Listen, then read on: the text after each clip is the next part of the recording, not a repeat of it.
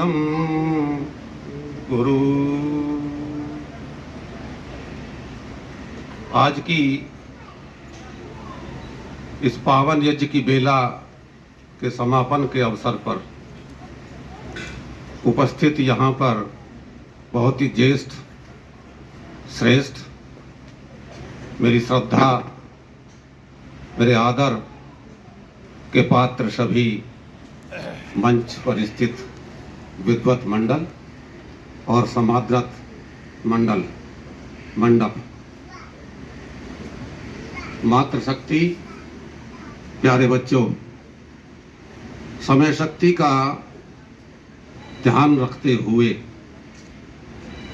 अपनी वाणी को केवल वहीं तक सीमित रखने का प्रयास करूंगा जहां तक मुझे आदेश हुआ है, क्योंकि बहुत अच्छे वक्ता हमारे मध्य में विद्यमान हैं और उनको सुनना और उनको सुनने के पश्चात उनके सुनाए गए आदर्शों पर, विचारों पर हमको मनन करना है और उनको अपनी गांठ में बांध करके अपने जीवन पर्यंत रखना होगा।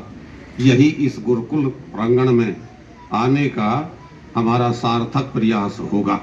यहाँ से हम उन विद्वत मंडल से कुछ लेकर के जाएं और जीवन में उसको धारण करने का प्रयास करें। मेरा सौभाग्य है कि भाई साहब आनंद कुमार आर्य जी का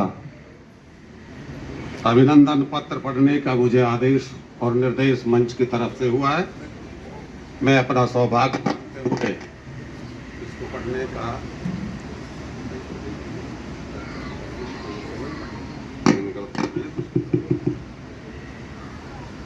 मैं ये अभिनंदन पत्र आप सभी की अनुमति के साथ पढ़ रहा हूं। 21 सितंबर 2022 को चिन्मय आर्य मैं नहीं बोलता, मैं चिन्मय आर्य बोलूंगा, जैसा मैंने अपने उद्बोधन में उस दिन बताया था। चिन्मय क्या शब्द है, उससे बिगड़ के चिन्मन बना है।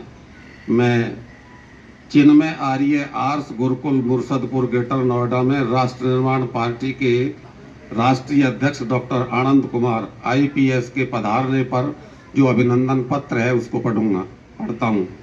महोदय, आज गुरुकुल के इस प्रांगण में पधारने पर हम आपका हार्दिक अभिनंदन करते हैं। आप बहुमुखी प्रतिभा के धनी, गंभीर चिंतक, सरस्वती के समुपासक, प्रभावशाली वक्ता, लेखक, निपुण प्रशासक के रूप में ख्याति प्राप्त हैं। आपका जन्म 1 जुलाई 1956 को ग्राम डुप्टा कला, जिला बदायूं, उत्तर प्रदेश में एक क्षत्रिय परिवार में हुआ था।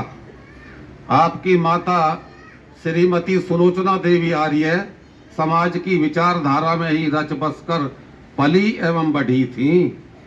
पिता ठाकुर बाबू सिंह ब्रिटिश आर्मी में सेवारत रहते हुए देश के विभिन्न स्थानों पर पदस्थ रहे। इस कारण अपने समकक्षों से वे ज्यादा प्रबुद्ध थे। माता पिता दोनों ही अत्यंत ईमानदार एवं परिश्रमी थे तथा शिक्षा के महत्व को भली भांति समझते थे। अपने माता पिता के दिए संस्कारों ने आपके जीवन पर भी गहरा प्रभाव डाला। यही कारण रहा कि आप बचपन से ही आर्य समाज और आर्य विचारधारा के प्रति समर्पित होकर कार्य करने लगे। आपकी प्रारंभिक शिक्षा ग्राम डुप्टा कला के सरकारी स्कूल तथा अनूप शहर के मॉडल टाउन स्कूल में हुई थी। तदनंतर गुरुकुल झज्जर से स्वामी ओमानंद जी के सानिध्य में वैदिक वांग्मय के गहन सागर से कुछ मोतियों को चुनने का अवसर भी आपको मिला।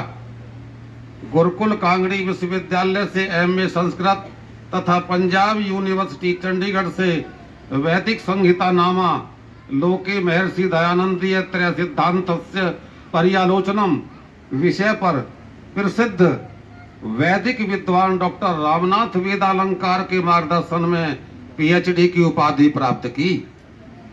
सन 1981 में UPSC के माध्यम से IPS के लिए चुने जाने वाले आप एक ऐसे अधिकारी हैं जिन्होंने पुलिस विभाग को अपने रौब रुतबे को स्थापित करने का माध्यम न बनाकर आम जन की सेवा का आधार बनाया।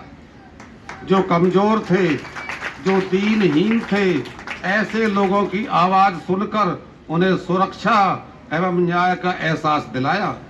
मध्य प्रदेश के छतरपुर, रायपुर, दुर्ग, बिलासपुर, ग्वालियर, भोपाल जैसे संवेदनशील जिलों में पुलिस कप्तान के रूप में पदस्थ रहकर कानून व्यवस्था संबंधी सभी परिस्थितियों का सफलतापूर्वक समाधान किया।